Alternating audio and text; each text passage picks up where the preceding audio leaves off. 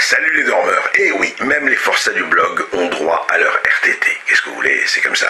À des moments, il faut savoir se reposer, mais jamais dormir. Jamais dormir. Alors les européennes, on peut revenir sur les européennes, très intéressant. D'abord, 60% d'entre vous n'ont pas voté, c'était attendu, mais nous allons nous pencher sur les 40% qui ont voté extrêmement, je dirais justement, oui, je suis ravi du résultat de ces élections, qui disent, écoutez, il y a un gestionnaire, il est plus ou moins bon, c'est le meilleur qu'on a en magasin, ou au moins c'est le moins pire. Alors le Sarkozy, pour le moment on le garde, faute de trouver autre chose. Donc l'UMP arrive en tête.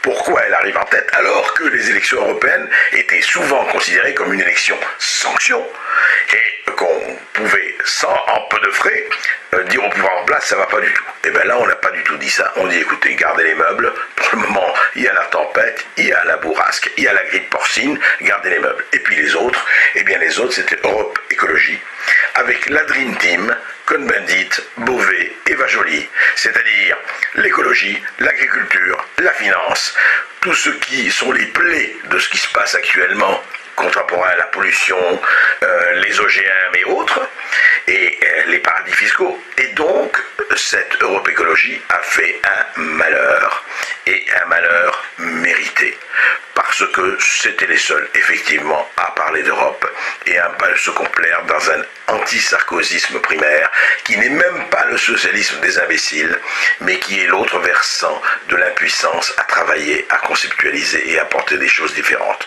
Alors les dormeurs, réveillez-vous et surtout, continuez à voter quand vous votez bien.